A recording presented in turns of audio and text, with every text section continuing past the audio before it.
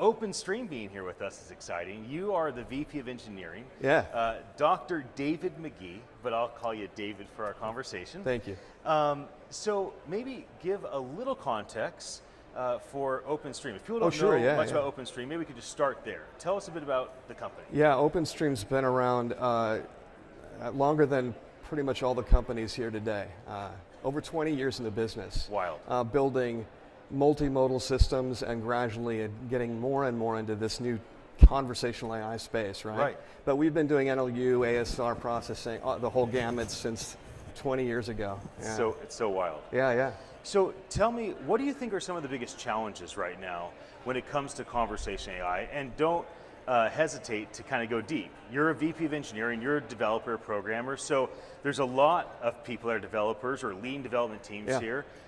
Maybe you could speak on behalf of them and also speak to that crowd as well.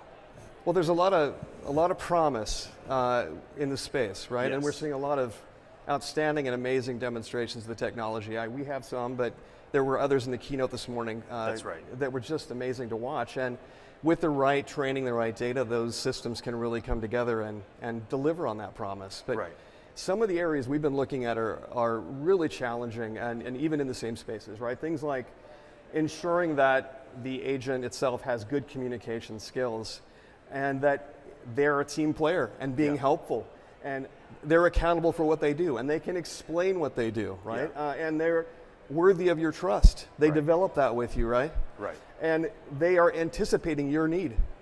These are the kind of things that a good assistant can do, right? And so we're focusing on those areas that are very challenging to address. Yes. So with the challenges, you have to always mitigate risk. Yeah. You have to try to overcome hurdles. It's not a one-man job. Never. And so obviously there's a big team element there. When it comes to overcoming some of these challenges and looking at that, how do you frame that right now?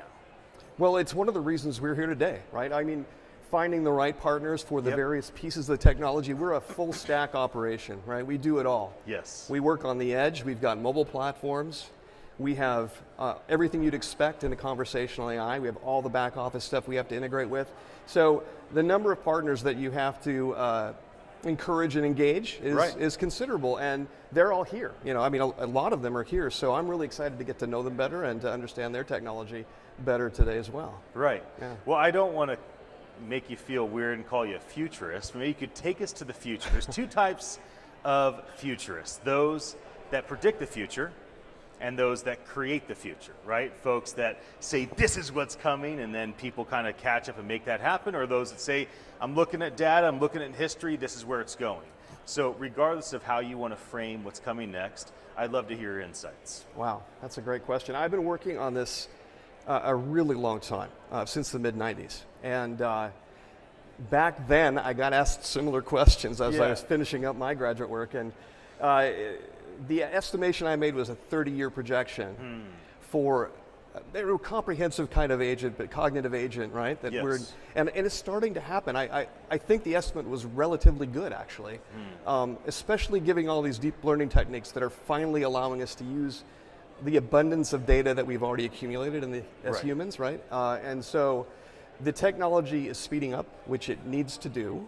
Right. And I expect that, yes, these kinds of social skills, these kinds of engagements that the agents need to have in order to accomplish goals is going to come together in the next few years. I mean, we're actively building it, and I am excited about it. Yeah. Yes. So I wrote this question down because I want to make sure I got it right. So the challenge seems relevant, but our audience is likely asking, how might we increase our access to the promise and at the same time reduce our costs in CAI, which seem to be increasing with the promise. So CAI is increasing with the promise, and so how do we navigate that and tackle that? Well, a lot of the early stage technologies that were used for conversational AI were built around the idea that you could capture the structure of a conversation and watch the graph grow, right? As you plot out what the conversation strategies that the agent might take in order to accommodate something. But what I think everyone is finding is that strategy is brittle and that it's exhausting. Yeah. Because humans can do a glorious assortment of things, right? Yes, when they're responding. And those things are hard to code when you're looking at them as specific instances that are happening in a conversation graph. Right. But that's the strategy we've laid out for most customers today, and it's just not going to scale. Yeah. So what we're looking at is more of an approach where the business outlines their process, or we extract the process from the documents they've already built. Right.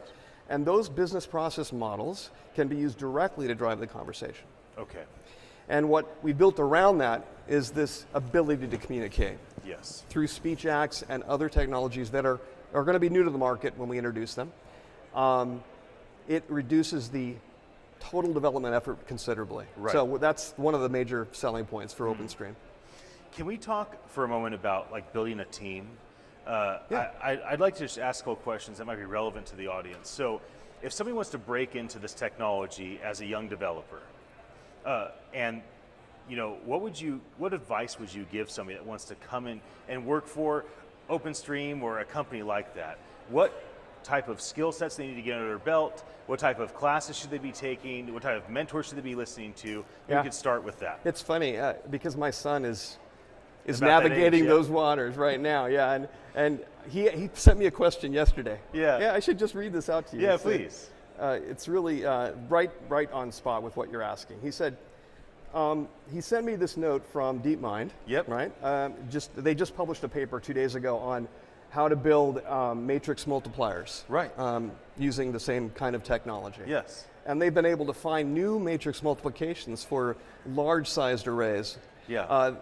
Brand new. I mean, and it's just an amazing feat of mathematics, among Right. other things. But he said to me, "Hey, Dad, do you think software development itself could be automated in the next couple of decades?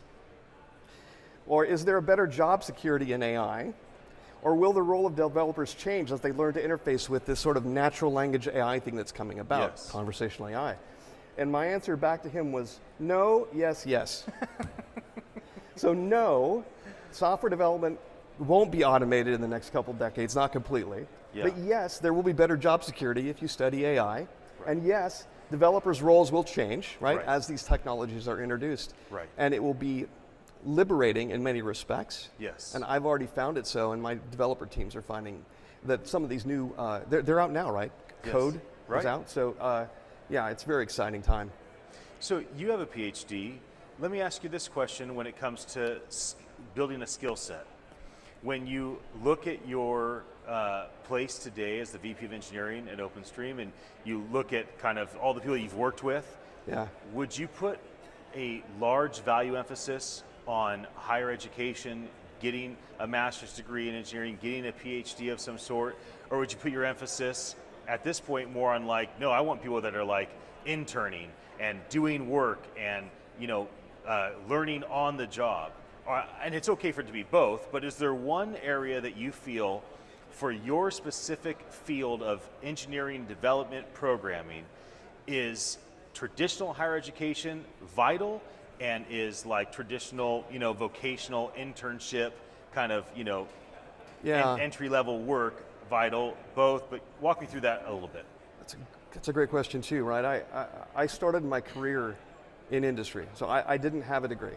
I worked at a national laboratory here in the States for about a decade before I finished my undergraduate, working full-time, and then working on my graduate education. So I'm a big proponent of folks that come in with themselves. Right. And energize the company with their own energy. Yes. Whether or not that's formally educated or not. Yeah. And nowadays, developers can pick up a number of skills without ever attending university. And those skills can be put to ready use. Right. And I think from that perspective, you will see a change. Yeah. And I certainly hope to see it. On the other hand, I think that undergraduate basis is really needed. There is an opportunity for more just simple BSs in engineering and computer science, and to get involved, or any academic degree really, Yep. to get involved in the process and to be part of the solution without getting your own PhD. Yes. I mean, I didn't get a PhD to do this. Well, maybe to talk to you, but I got a PhD actually to go back to that laboratory and Really? just well, at the time, yeah. Okay. There were a lot of PhDs there, and you had to have one to be part of the manage club. them. Yeah. Yeah. And I kind of appreciate that now, right? Yeah. I manage a lot of PhDs, and Right. you need to be able to speak at their level to some degree, and, Right. and understand where the hard problems are, and trust Yes. them. And they still are abundant. So. Right. One other question on team development from a corporate perspective. So if your own company, right, if Openstream comes to you or another company in the same industry maybe that you advise your friends with, they go, hey, what's like the most important thing we need to do to attract the world's best talent? And what is maybe something that might be a blind spot that we might do that would turn great talent away? From a corporate perspective, if you want to attract great talent to a team, what should these corporations and the executives that do the hiring, the HR team, whoever it is, be thoughtful of in terms of like, this is a good move and this is probably a bad move? Focus. Focus in marketing, whether it's to new employees or to the customer segments, is I think really critical. And Yeah. that's where I would stress. Yep. Startups can't do everything by their nature. Right. They have to accumulate partners.